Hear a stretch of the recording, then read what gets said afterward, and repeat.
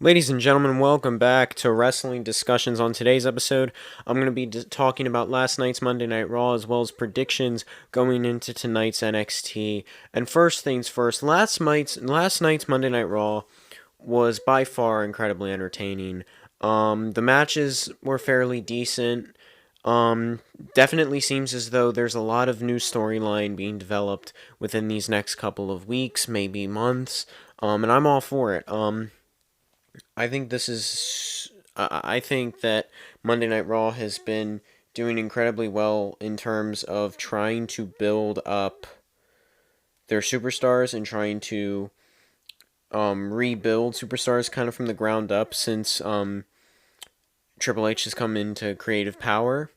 And let's start with Monday. Let's get right into it with Edge and Beth Phoenix. So Edge and Beth Phoenix were there last night. They cut a promo, which I said in yesterday's episode I was really hoping we were going to see. Edge on the microphone is incredibly. It's always incredible. I always love it, especially like whenever it's after he comes back from something. Whenever he returns from somewhere, he is just like so good on the microphone. And last night was no exception to that. His intensity with that of Dominic Mysterio, I think it made the crowd get that much more into it than they already were. It made the crowd get that much more behind Edge than they already were. And I think the fact that Dominic is such a hated character to the point where you have people on social media and on like YouTube comments and everything criticizing his wrestling moves, criticizing his mic skills, criticizing his terrible acting, which I'll admit, he is a terrible actor at times, but like they are nitpicking everything to the point where he's that hated. It's not even hated in the sense that you respect him for being a heel like The Miz or MJF. No, he's just genuinely hated in WWE right now. And that is only going to benefit him in the sense that this is true hate right now. And this is really going to benefit him going into this with Edge and the Judgment Day because Edge is going to get the crowd so behind him to the point where when this rivalry really tees off and Edge really does start to get in under the Judgment Day skin and Edge really does start to kind of, show the world that he can beat the Judgment Day, when he starts to show the Judgment Day that he can beat the Judgment Day, the crowd is just going to get that much more into it. They're just going to love it that much more. And I think it's one of the smartest things WWE's done since Vince has left is turn Dominic heel. Because Dominic in the Judgment Day is entertaining. Because it really does make your blood boil. It really does make your skin crawl. And it's one of those things that it's just one of those natural things that naturally makes you want to lash out. And Triple H has always been so smart when it comes to the idea of being a heel. Him and Shawn Michaels, they helped give Dakota Kai the blueprint to being heel when she turned in NXT. And so I'm sure that the idea of Dominic turning heel, I'm sure Triple H and the rest of the Performance Center helped him out. I'm sure Rey Mysterio helped him out, even though Rey has no major background with being a heel. He knows people that did. I mean, Edge knows what it's like to be a heel. Edge, I'm sure, helped him out. And I think that's where this intensity from Edge came from last night, because he knows what's going to benefit this the most. He knows what it's going to come down to, what this intensity is going to bring to the table, and that is exactly what it brought to the table last night. It brought such a pop. It brought such an incredible entertaining scene, an entertaining scenario for the fans around the world and the fans in attendance. Now, Beth Phoenix and Edge were in the ring. Judgment Day did come out. It was Dominic, Finn, and Damian Rhea Ripley not there tonight. Or, I'm sorry, last night. Not there last night. However, Beth Phoenix did lay out the challenge. At Elimination Chamber, Beth Phoenix and Edge take on Finn Balor and Rhea Ripley in a mixed gender tag match. We have not seen a mixed gender tag match in WWE since the last time we saw Edge and Beth Phoenix in a mixed gender tag match, which was all the way back in 2022 Royal Rumble, which was last January. So it's been well over a year. On top of that, the Glamazon versus Rhea Ripley has been one of the most talked about matches. It's been one of the most speculated things for the career of Rhea Ripley, for the career of Beth Phoenix, because many people are wondering How much more does Beth Phoenix have in the tank? How much longer until she officially announces retirement? I don't know. However, all that being said, this idea of Edge targeting Finn Balor, that has not ended yet. Edge wants to beat Balor, and I can honestly say that even if Beth and Edge win at Elimination Chamber, I don't think that's going to be the end of it. I do think this is ultimately going to come down to a match at WrestleMania. Edge even hinted at the fact that maybe, he even foreshadowed that one day down the road we are going to see Rey Mysterio versus Dominic. Edge even said, I can't wait for your father to snap. I can't wait for it. That's foreshadowing. And I'm all for it. Now, this match was confirmed, and it led to an all-out brawl. We saw Edge and Beth was hammering in on Dominic Mysterio, first of all. Then we saw Edge take it to both Finn and Damian, and then the help of Angelo Dawkins. Now, obviously, Angelo Dawkins had a qualifying match with Damian Priest. That's more so the reason he was out there. But it's also entertaining in the sense that it brings back the rivalry that the Street Profits and the Judgment Day were kind of developing over the time Edge was gone. And so that in its own right was interesting to see, and it was a example of some long-term storytelling. Now, speaking of Angelo Dawkins versus Damian Priest, I didn't know that specific match was going to happen. However, I did know we were going to see a qualifying match. I didn't give predictions for this match. However, Angelo Dawkins did unfortunately lose. Damian Priest, though, I'm honestly very happy with it. Damian Priest with the victory.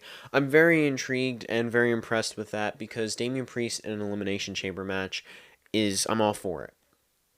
And I love the fact that we're going to see him and Bronson Reed in a chamber match because it almost gives me shades of the NXT North American Championship ladder match that both of them participated in back in 2020. And I say that because that ladder match was really when a lot of superstars from NXT got to shine. It gave a variety of different wrestlers different opportunities, and this match is, it's doing the same. You've got Austin Theory, Seth Rollins, Damian Priest, Bronson Reed, who else was confirmed for it? Johnny Gargano. All around, this match is filled with a variety of competitors, and I say that because the only competitors that are in this match that have kind of been in this rivalry for a little while and have been after the U.S. title for a while is the champ himself, Austin Theory, and Seth Rollins. And honestly, in my personal opinion, the reason Seth Rollins is being put into this right now is because he doesn't have anywhere else to go leading up to that of WrestleMania. And he is such an entertaining star that you can't keep him out of the picture. You can't keep him out of one episode of Monday Night Raw unless you absolutely have to, because the guy is too entertaining. The guy is too much of a great athlete. It would be criminal to do such a thing. Now, yes, we did see Angelo Dawkins lose. However, his brother in crime, his tag partner from the Street Profits, Montez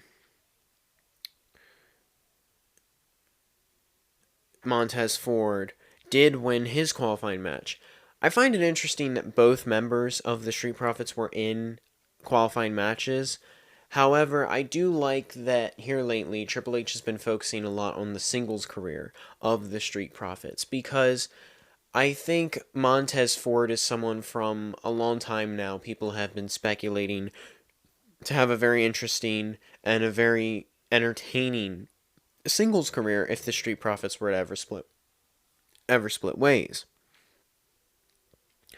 On top of that, Montez Ford did successfully defeat Elias, which doesn't surprise me. Elias hasn't really been utilized in a good way here lately, so I'm not really surprised there. However, nonetheless, I'm still very impressed with that of Montez Ford, who seemed to have a bit of a moment with Austin Theory before Seth Rollins got involved and started attacking Theory.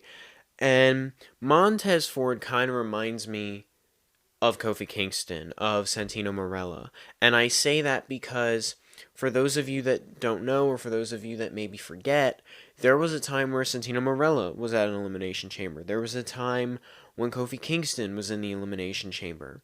And both of those competitors, when they were in the chamber match, they went to the very end. They were part of the last two. And they, although they lost, they were so entertaining and they got over with the crowd to the point where the crowd was not going to let it go. And we could very well see that with Montez Ford. We could very well see Montez Ford potentially lose an Elimination Chamber, but get over to the point where the crowd is going to want him to be U.S. champ. And then that could lead to a match at WrestleMania. That could lead to Montez Ford's big moment, right? His big time to shine. Now, moving on, we also saw Baron Corbin, oh no, wait, it is Baron Corbin. My apologies. We saw Baron Corbin take on Dexter Lumis. Now, this idea of Baron Corbin and Johnny Gargano and Dexter Lumis, this little rivalry that developed after last week, it's interesting. Dexter Lumis did get the victory. Honestly, he got the victory almost in a way that it took me and the fans by surprise. Like, the fans got quiet when this happened. Like, when Dexter won, the fans got kind of quiet. I wasn't expecting it. I don't think the fans were expecting it. It was so quick. It was so, like, unorthodox. And I will admit, when it comes to Dexter Lumis, I think Triple H has dropped the ball just a little bit. On top of that, when it comes to Baron Corbin, I think Triple H has dropped the ball a lot. And I'm hoping, from what I noticed from some YouTube comments, a lot of people are, it turns out, hoping for the old Baron Corbin to come back. I mean, I think everyone's been hoping for the return of the old Baron Corbin. Because the old Baron Corbin was the ruthless, killing machine, the guy that wanted nothing but the WWE Championship. He would stop at nothing to get it. And he's the best opportunity right now because JBL walked out on him last night. He walked out on the supposed modern day wrestling god. JBL walked out on him. He said, you're not what I thought you were. You're not what I need you to be. And he left. And this could turn one of two ways. We could see Baron Corbin completely change characters. We could see Baron Corbin stay the same, or we could see Baron Corbin completely change characters while JBL still stays in this position of something in the WWE, and Baron Corbin takes it out on JBL. And that kind of gives Baron Corbin momentum moving on, in the sense that it's like when MJF took out William Regal. It gives you so much heat, but it also will grant you such an amazing run to the point where Baron Corbin could take that and he could go to the U.S. title. He could go to the Intercontinental title. He could go so far, so fast. I would most certainly love to see it. In all honesty, I would love to see it. Now, we also saw Chelsea Green. And Chelsea Green is very interesting to me because Chelsea Green is someone who does not quit. She does not seem to stop. She returned at the Royal Rumble. She's been, she's been coming in at Adam Pearce, trying to get a match, trying to get respect, if you will. And she got a match. She got a match against Asuka. And honestly, she was a little more entertaining than I thought she would be. She hit some moves that I didn't think she'd hit. She had a longer match than I thought she would. She hit certain spots that I didn't think she'd be able to pull off on Asuka, especially this version of Asuka. But nonetheless, Asuka got the win. And on top of that, every person that's in the Elimination Chamber for this match was out there watching. All surrounding the ring. Natalya, Raquel Rodriguez, Liv Morgan, Carmella, Nikki Cross. And then obviously the sixth member of the match, Asuka, was inside the ring. And on the outside, not on the outside, then the Raw Women's Champion, the woman that these 6 women are trying to compete to fight at WrestleMania, came out with the title around her waist, and said, I was in your position. I won the chamber last year, and that's what gave me this. And it was almost like it was like motivation, if you will, and I think all six of those women took that to the heart, whether it be, in a negative way or in a positive way. And I think either way they took that, I think they're going to take that into this Elimination Chamber match and they are going to give it their all and they're going to give it their best foot forward and they are going to destroy themselves in this match. And I cannot wait for that match. I'm extremely looking forward to it. We also saw um, Brock Lesnar. And I was right in saying Brock Lesnar is going to be doing back-to-back pay-per-views because Brock Lesnar confirmed that he's going to fight Bobby Lashley at Elimination Chamber. Supposedly. Bobby Lashley didn't exactly accept. Bobby Lashley was honestly kind of weird last night. He said, I'm going to look it over with my manager, I'm going to look it over with my assistant, I'm going to look it over with my lawyer, and I don't know what that means. Is he trying to speculate that he's talking about MVP? Is he trying to say, I don't think I need to fight you again, Brock? Which, in my opinion, he does need to fight him again. Because, sure, did Bobby Lashley eliminate Brock Lesnar at the Royal Rumble? Yes. But does that make them even? Hell no. Brock Lesnar, first of all, has been embarrassed multiple times now by Bobby Lashley at Crown Jewel after winning the match and then getting attacked by Bobby Lashley from behind. Royal Rumble getting eliminated by Bobby Lashley in under 3 minutes. And yes, does Brock deserve it? A little bit. More than a little bit. He's F5'd Bobby Lashley multiple times. He's cost him the US title multiple times. But that's why I think this match needs to happen.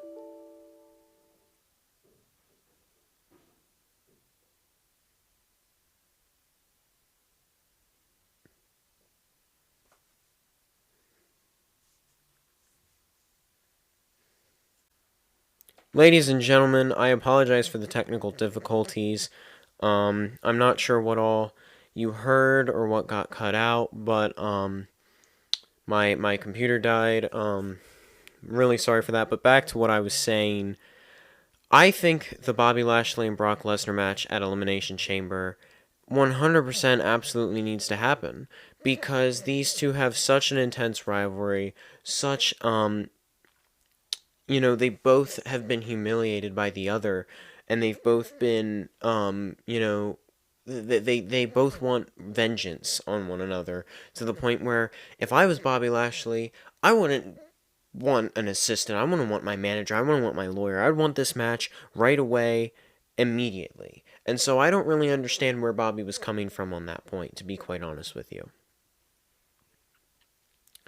Now, after all that was said and done, like promo wise, we saw Brock Lesnar F5 Bobby Lashley not once, but twice.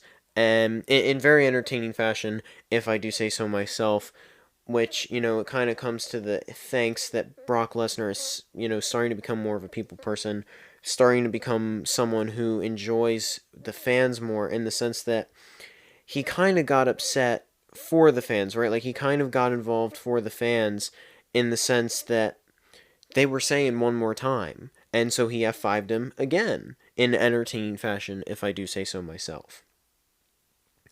Now, moving on, this is a match I actually did give a prediction for. The Fatal 4-Way to decide who is going to be the last woman in the Elimination Chamber match. It was Carmella, Michin, Piper Niven, and 4-Way. Very entertaining match. However, all that being said, the winner was Carmella, and my prediction was correct. However, I don't know if that was actually the best choice. I was watching the match, and in terms of wrestling-wise, in terms of who put their heart and soul out there, it was really Candice LeRae. Candice LeRae was desperately fighting, desperately scratching, desperately crawling and clawing for that moment to win and to go to Elimination Chamber and to potentially fight Bianca Belair. And to be quite honest with you, ever since Candice LeRae came back to WWE, I've envisioned her fighting Bianca Belair, and I want to see that so much. And so going into this, as happy as I am that my prediction was correct, I would have liked to see it be Candice LeRae. I would have even liked to see it be Piper Niven or Michin. However, still, congratulations to Carmella. I hope she's entertaining in there. I hope she can still put on a very entertaining match with the rest of them. Now, moving on, we also saw a tag match between Alpha Academy and Shelton Benjamin and Cedric Alexander. Now, it's safe to say Benjamin and Alexander are back together again alongside that of MVP. They did get cheered last night, so obviously the people want the Hurt Business back. The people want that faction back. And on top of that, I think it's just because of the fact that the Alpha Academy is kind of hated. They always get booed, that sort of thing. However, I've got to be completely honest with you. I really love the Alpha Academy. I think they are so underrated. They deserve so much more. And going into that tag match, I was really hoping that Alpha Academy would win. However, they didn't. Cedric and Shelton did win, and I'm hoping that Triple H uses that correctly. I'm hoping he continues them on that path, because I would personally love to see it. Now, on top of that, this is probably what, for me, was moment of the night. The promo that was cut between Cody Rhodes and Paul Heyman. Now, Paul Heyman came out last night to talk to Cody Rhodes to discuss the WrestleMania match between him and the Tribal Chief, Roman Reigns. And Cody had started to talk about his father. He started to talk about ECW, and he started to talk about Paul Heyman, and he was getting emotional, and Paul was getting emotional, and then Paul went for the low blow. Paul went a little far. He went a little more than far, and he said that, Cody Rhodes was Dusty's favorite son, but Roman Reigns was the son that Dusty always wanted. And you could see it on Cody's face. You could see it in the way that he marched over to Paul. You could see it in the way that he forcibly took and shook Paul Heyman's hand. And you could even hear it in the way that he finished the rest of his promo and said he's going to take it out on Paul Heyman's boy, Roman Reigns, and he's going to take the titles from him personally. And honestly, I just want to take a minute to commemorate Cody Rhodes on his impressive promo skills. His mic capability, his talent when it comes to talking in front of an audience, when it comes to talking in general, his podcast interviews, his panels that he does with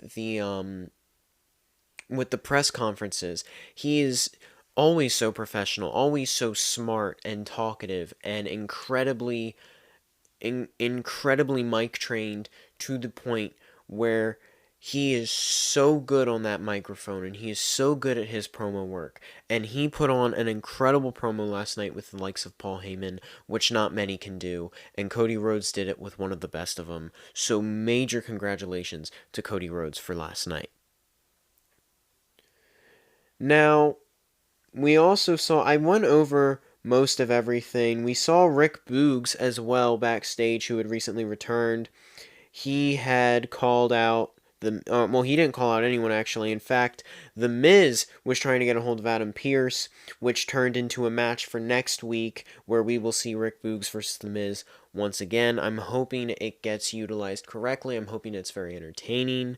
Last week's was not, in my opinion, not in a bad way, but more so just because I want to see The Miz actually put on, a match with someone, and not just see him get tossed around like a ragdoll for 30 seconds. And now to top things off for Monday Night Raw, in the main event, we saw Becky Lynch versus Bayley in a steel cage match. And, well, Io Sky and Dakota Kai did try getting involved. In fact, they did get involved on multiple occasions. But it turns out Becky Lynch had a secret of her own. Becky Lynch had someone in her corner, Lita. No one was expecting Lita. I certainly wasn't expecting Lita last night, and I think it's ironic considering that around this time last year was when she came back for the last Elimination Chamber. Now, obviously, this is an Elimination Chamber, but it's still ironic that she came back last year around this time, so close to one another. And her and Becky, instead of fighting Becky like last year, she was actually working with Becky this year. And so I don't know if that's a coincidence. I don't know if that was purposeful. But either way, major congratulations to that of Becky Lynch. And maybe this could be another match at Elimination Chamber. Maybe we're going to see Damage Control versus Becky Lynch and Lita at Elimination Chamber. Maybe that's what the plans are. I don't know what Triple H has in store. But all in all, Monday Night Raw was very entertaining. And again, moment of the night for me was that Cody Rhodes promo that was cut so beautifully. That segment between him and Paul Heyman, it was just music to my ears. It was magic. It was brilliant. I couldn't.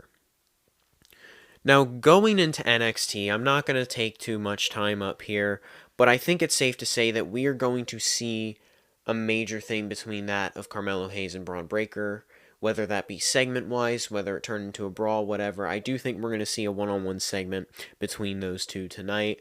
I also think that we're going to see some toxicity between Toxic Attraction. I think Gigi Dolan and JC Jane may. I don't know if they're still working together. I don't know if maybe they're going to go against each other. But I think things are going to start to break down for them and start to shoot them into opposite directions. Maybe start to build them up into the main roster. I'm not 100% certain, but it could very well happen. Well, ladies and gentlemen, I know I didn't talk about NXT too much. I'm sorry if you guys want. I promise to talk a little bit about it more tomorrow. When I give the results. But all in all being said, I would also like to apologize one more time for the technical difficulties for my laptop dying mid recording. Hopefully everything still goes smoothly. And ladies and gentlemen, as always, thank you for tuning in, and I'll see you in the next one. Peace out.